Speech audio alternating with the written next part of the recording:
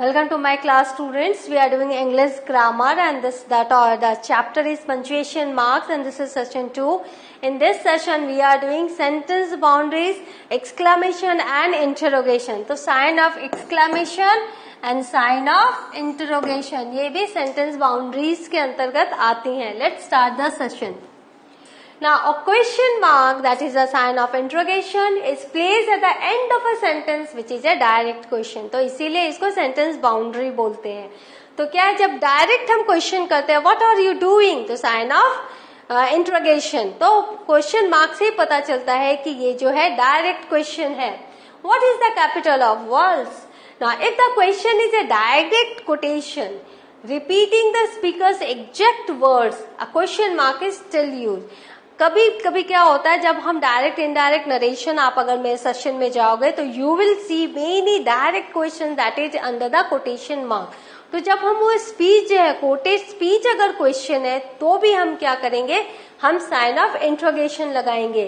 जैसे do you have a pen I can borrow. यहाँ पर क्या है, ये पूरा सेंटेंस जो है कोटेड स्पीच है और इसीलिए यहाँ पर ये जो साइन ऑफ इंट्रोगेशन है वो लगाया गया है. She asked. लेकिन इसके बाद देखो यहाँ पर फुल स्टॉप है. दैट मीन्स ये जो कोटेड स्पीच है ये खत्म हो चुका है और उसके बाद हमने क्या किया, जो she asked लिखा और फिर फुल स्टॉप दिया. Now it may be inserted into the middle of something. कभी कभी सेंटेंस के मिडिल में भी हम क्वेश्चन मार्क लगा देते हैं इनसाइड पैरेंथेसिस. जब हम राउंड ब्रैकेट में कुछ कहना चाहते हैं या एडिशनल इंफॉर्मेशन हम कुछ देते हैं, तो ये कब हम करते हैं, जब हम सर्टेन नहीं होते, हम निश्चित नहीं होते कि ये जो पर्टिकुलर हम जानकारी दे रहे हैं ये सच है या नहीं, ट्रूथ इसका क्या है.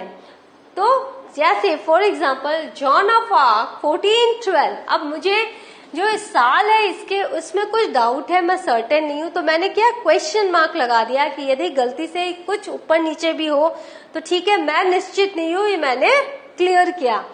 1412 1431 is considered a French heroine. तो इनकी जो डेट ऑफ बर्थ है वो मुझे पता नहीं है, तो इसीलिए मैंने यह क्वेश्चन मार्क लगाया. The question marks on date indicate that a date is not certain. तो खुद समझ में आ जाता है लोगों को ये जो है, जो ईयर है वो सर्टेन ईयर नहीं है. Do not use question marks in writing indirect question. जब हम इनडायरेक्ट क्वेश्चंस लिखते हैं तो हम वहां क्या करते हैं, फुल स्टॉप लगाते हैं, हम वहां पर क्वेश्चन मार्क नहीं लगाते.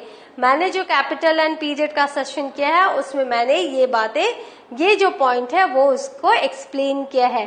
तो जब आप मेरे डायरेक्ट इनडायरेक्ट सेशन में जाओगे, जो कि मैंने बहुत डिटेल में बताया है, उसमें जो इंट्रोगेटरी जितने भी कोटेड स्पीच है वो जब इनडायरेक्ट वे में हम जब इसको चेंज करते हैं तो हमने क्या किया है, वहां फुल स्टॉप लगाया है, साइन ऑफ इंट्रोगेशन नहीं लगाया है. जैसे the coach asked the player to sit on the bench. तो यहाँ पर देखो ये आस्क्ड है, क्वेश्चन है, लेकिन फिर भी हमने क्या किया, यहाँ पर इनडायरेक्ट क्वेश्चन है तो इसीलिए फुल स्टॉप लगाया.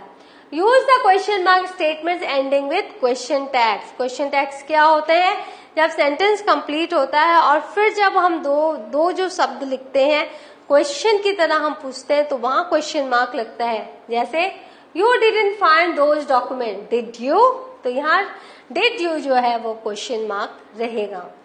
Use the question mark after a direct question which is inserted into a statement.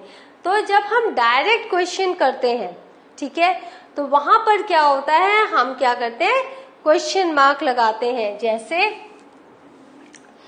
If the question comes at the end then separate it with a comma. लेकिन वो question अगर sentence के अंत में है तो उसको हम कॉमा से अलग करके बताते हैं. जैसे द क्वेश्चन वॉज, ये जो है क्वेश्चन नहीं है, द क्वेश्चन वॉज. ये पूरा सेंटेंस यहां से यहां तक है, जो पहला भाग है द क्वेश्चन वाज, तो उसको हमने क्या किया, कॉमा से अलग किया. Was she really doing the best she could. तो यहाँ पर हमने क्वेश्चन मार्क लगाया. Was she really doing the best she could. तो क्वेश्चन ये है, तो यहाँ पर जो है if the question comes at the and, यहाँ देखो क्वेश्चन अंत में आ रहा है सेंटेंस के, तो यहाँ हमने कॉमा लगाकर उसको अलग किया. If the inserted question comes in the beginning, अगर प्रारंभ में सेंटेंस के बिगिनिंग में अगर क्वेश्चन आ रहा है, put the question mark in the middle but do not capitalize the word following it. तो क्वेश्चन मार्क को हम मिडिल में लगाएंगे, लेकिन जब दूसरा जो शब्द लिखेंगे वो कैपिटल नहीं होगा, वो स्मॉल से होगा। जैसे was she really doing the best she could, was the question. यहाँ पर देखो W जो है छोटा है, वो जो क्वेश्चन है वो हमने स्टार्टिंग में लिखा और उसके बाद जो वॉज द क्वेश्चन यहाँ पर फुल स्टॉप हमने डाला और ये जो W है वो स्मॉल है। When writing a series of questions, जब हम बहुत सारे क्वेश्चंस हम लिख रहे हैं, use a question mark for each item. हर एक आइटम के लिए, हर एक चीज के लिए हमें क्वेश्चन मार्क लगाना है। Even if terms are not complete sentence, भले ही वो फ्रेज की तरह हो, कंप्लीट सेंटेंस नहीं हो। जैसे the board members had to decide on a new course of action, एक नए कोर्स ऑफ एक्शन को बोर्ड मेंबर डिसाइड कर रहे हैं कंपनी के लिए, फॉर द कंपनी। कौन कौन से, एक्सपेंड करें या ना, सेल आउट होना है या कंसीडर करें या नहीं, कंसीडर न्यू फाइनेंशियल रिफॉर्म। तो इस सब में हमने क्या किया, क्वेश्चन मार्क अलग अलग लगाया है। Use a question mark with a mild command और पोलाइट रिक्वेस्ट। जब पोलाइट रिक्वेस्ट है, माइल्ड कमांड है, तो हम क्वेश्चन मार्क लगाते हैं। जैसे would you pass me the salt, could you wait for me, would you please open the car door. तो इस तरह से हम लोग क्या करते हैं, क्वेश्चन मार्क हम लगाते हैं जब माइल्ड रिक्वेस्ट रहता है। Using question mark for indicating rhetorical question, जब हम रिटोरिकल क्वेश्चंस करते हैं, ऐसे क्वेश्चंस जिनका हम क्या करते हैं, हमें आंसर की उम्मीद नहीं होती और आंसर हमें चाहिए भी नहीं होता, बट हमने क्वेश्चन किया है।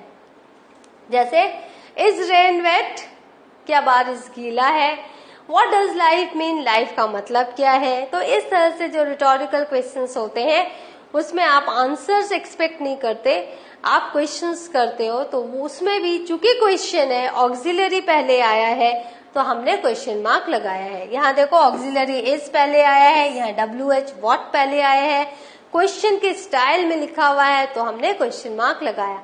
जब क्वेश्चन टैग होता है उसमें भी देखो ऑक्सिलरी पहले आता है, तो क्वेश्चन की तरह जो भी लिखा रहता है वो क्वेश्चन मार्क उसके बाहर लगता है।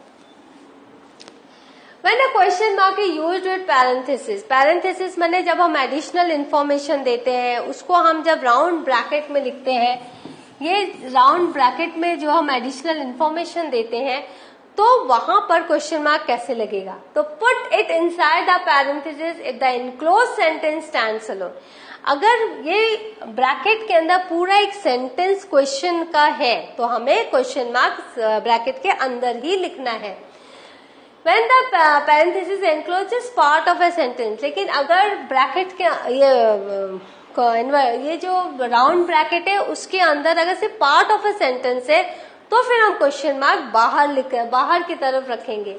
जैसे 4 months stayed in extra hours to complete the project, बहुत महीनों से उसने एक्स्ट्रा आवर्स दिया प्रोजेक्ट कंप्लीट करने के लिए।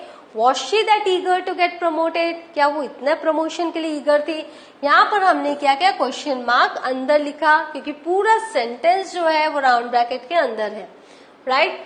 अब यहाँ जब नेक्स्ट हम देखते हैं, did she really stay in extra hours to complete the project, आप यहाँ देखो did से सेंटेंस स्टार्ट हुआ है, तो इसका मतलब, और ये जो अंदर है राउंड ब्रैकेट में, despite being denied of a promotion, ये क्या है, पार्ट ऑफ अ सेंटेंस है जो राउंड ब्रैकेट में है। यहाँ पर क्वेश्चन मार्क जो है बाहर होगा। तो ऑलवेज रिमेम्बर, जब ऑक्सिलरी या WH से हम कोई भी सेंटेंस स्टार्ट करते हैं, तो हम क्या करते हैं, हम उसमें क्वेश्चन मार्क लगाते हैं। WH ऑक्सिलरी के बाद वो डज ही, डज शी, इस तरह से अगर हम यूज कर रहे हैं, तो सब्जेक्ट आ रहा है, तो हम क्या कर रहे हैं, WH ऑक्सिलरी के बाद तो सब्जेक्ट आ रहा है, तो हम क्या कर रहे हैं, साइन ऑफ इंट्रोगेशन लगा रहे हैं। If a coated question ends in mid sentence, अब कोई कोटेड क्वेश्चन है वो सेंटेंस के बीच में है, the question mark replaces the comma, तो कॉमा नहीं लगा के हम क्वेश्चन मार्क लगाएंगे। Will you still be my friend, she asked, यहाँ देखो क्वेश्चन मार्क नहीं है, यहाँ पर क्या है, यहाँ कॉमा नहीं है, यहाँ क्वेश्चन मार्क है। Will you still be my friend, she asked. When writing a question that concludes with an abbreviation, जब हम कोई क्वेश्चन लिख रहे हैं जो एब्रीविएशन में शॉर्ट फॉर्म में एंड हो रहा है, end the abbreviation with a period as usual and then add a question mark. तो जो एब्रीविएशन है उसको आप फुल स्टॉप से आप उसको क्लोज कर रहे हो, लेकिन बाद में आपको क्वेश्चन मार्क लगाना है जैसे. और वो जो पीरियड और क्वेश्चन मार्क के बीच में कोई भी स्पेस नहीं होना चाहिए. For example, want we supposed to head towards Washington DC. अब ये DC आपको पता है ये एब्रीविएशन है, तो हमने पीरियड लगाया, लेकिन चूंकि ये क्वेश्चन है हमने ऑक्सिलरी से स्टार्ट किया है, तो यहाँ क्वेश्चन मार्क बाहर होगा. एब्रीविएशन होने के बावजूद एब्रीविएशन का जो फॉर्म है, फॉर्मेट है कोई पीरियड्स के साथ, वो हम लिखेंगे, लेकिन क्वेश्चन हम लास्ट में देंगे. Now up comes to the exclamation mark. Exclamation mark is used at the end of a sentence or short phrase which expresses very strong feeling. कब हम लाते हैं? जब हमारे imperative sentences होते हैं, हमारे strong feelings होते हैं, sudden changes आते हैं, तो हम sign of exclamation लाते हैं. They are commonly used after interjections. जितने भी interjections होते हैं, जैसे अल्लाह, हुर्रे, तो वहां पर हम क्या करते हैं? sign of exclamation लगाते हैं. जैसे यहाँ पे देखो अल्लाह, यहाँ पर bravo, hurrah, sign of exclamation होता है. That's fantastic, Johnny, don't touch that, help, good heavens. तो हमने देखो ये स्ट्रॉन्ग फीलिंग्स है, स्ट्रॉन्ग कमांड्स है, तो हमने क्या किया? साइन ऑफ एक्सक्लेमेशन लगाया. Sign of exclamation is also is usual after exclamation beginning with what और हाउ.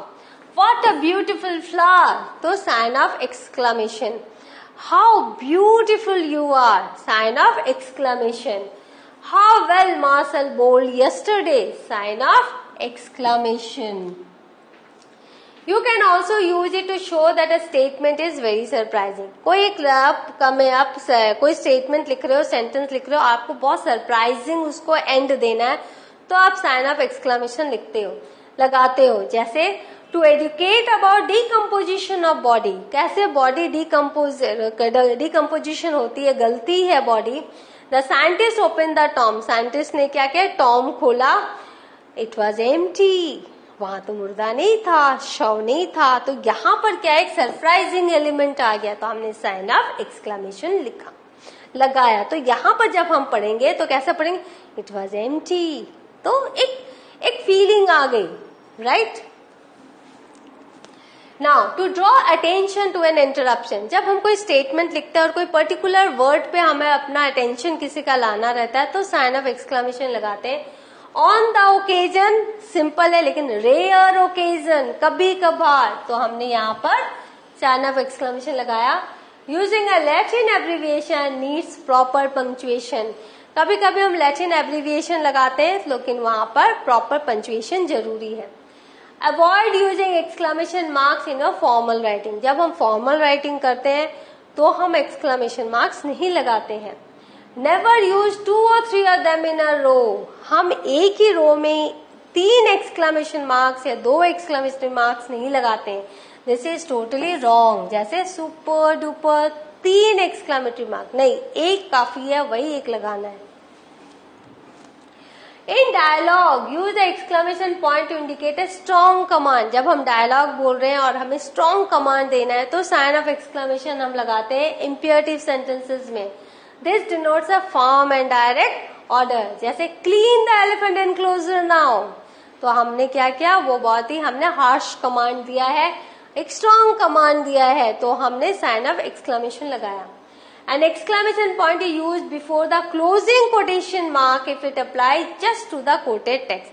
अगर closing यहाँ पे देखो before the closing quotation mark, right? quotation mark जो होता है उनके close के पहले हम लगाते हैं अगर ये just quoted text के अंदर है, text के लिए है. जैसे I have graduated from college. यहाँ पर देखो, यहाँ पर quoted जो ये mark है उसके अंदर साइन ऑफ एक्सक्लेमेशन है. Cry Dan excitedly.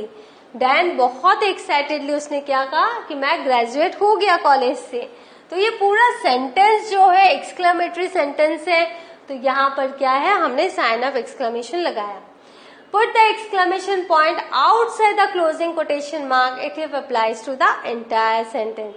अब यहाँ देखो सिर्फ इतना ही साइन ऑफ एक्सक्लेमेशन था, तो हमने इतना ही कोटेड स्पीच में ही sign of exclamation inside the quoted mark लिखा. लेकिन अगर पूरा का पूरा स्टेटमेंट ही एक्सक्लेमेटरी है तो हम क्या करेंगे, कोटेड स्पीच के बाहर हम क्या करेंगे, साइन ऑफ एक्सक्लेमेशन लगाएंगे.